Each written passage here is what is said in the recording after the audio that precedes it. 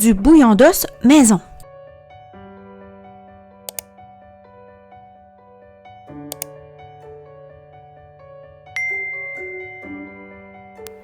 Il est inutile d'attendre d'avoir mal aux genoux, aux coudes ou aux hanches. Il y a une façon facile de prendre soin de nos articulations.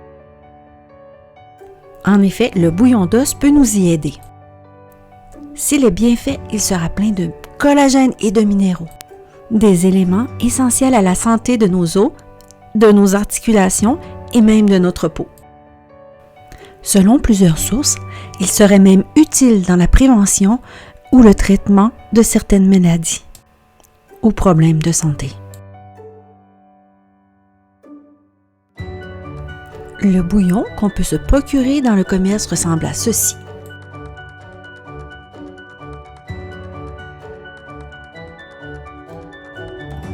Et le bouillon fait maison, à cela!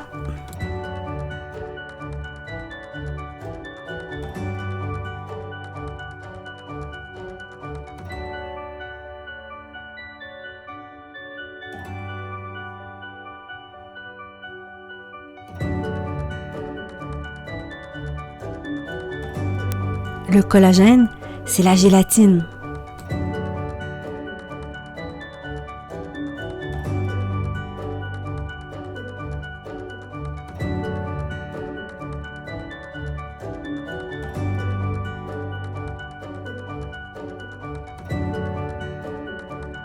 De plus, le bouillon acheté, même de qualité, a beaucoup d'ingrédients indésirables. En bref, les deux ne sont pas comparables. Je fais la plupart de mes bouillons à l'aide de pieds de porc. C'est peu dispendieux, très riche en collagène et je peux m'en procurer facilement chez mon boucher. Mais les os de tous les animaux peuvent être utilisés. J'ai d'ailleurs rajouté quelques recettes à la fin de cette vidéo. En plus des os, on va aussi utiliser du vinaigre. Le but du vinaigre est d'aller soutirer le plus de minéraux possible des os.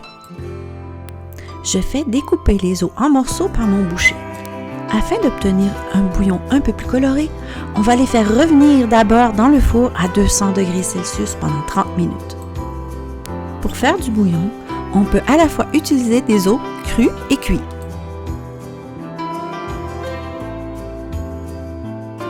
J'utilise aussi ma mijoteuse ou croque-pot.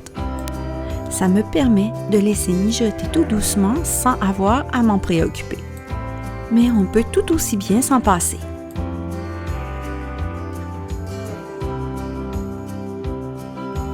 On place les ingrédients dans le contenant. Je veux souligner ici que mon bouillon n'est pas salé. Je vais rajouter du bon sel de mer lors de son utilisation.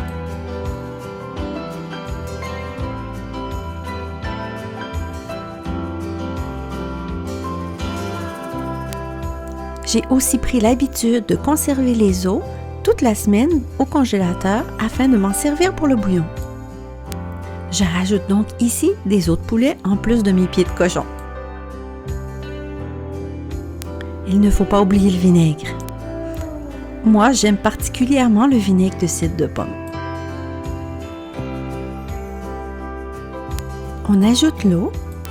Il faut idéalement que les os soient couverts.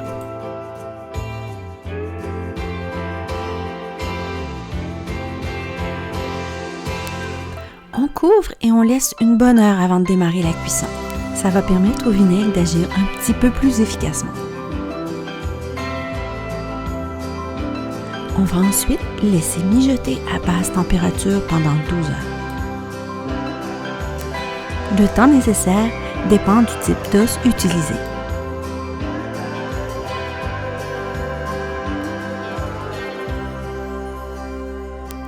Lorsque notre bouillon est enfin prêt, il ne reste qu'à le filtrer.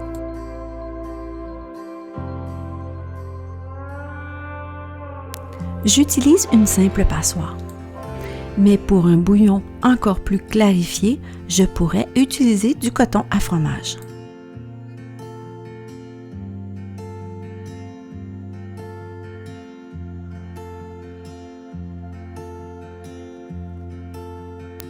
Ne reste plus qu'à mettre en pot. Mon bouillon sera congelé pour des futures utilisations.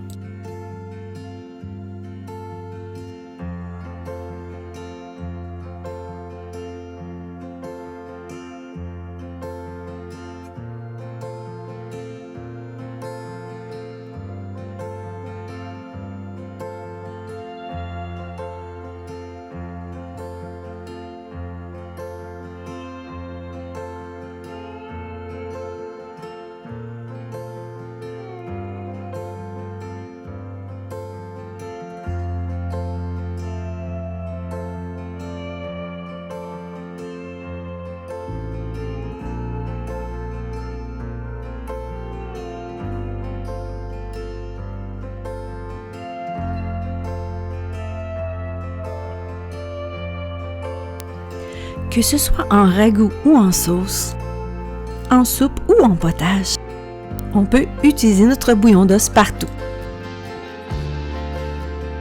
Ça n'aura jamais été aussi facile de se faire du bien.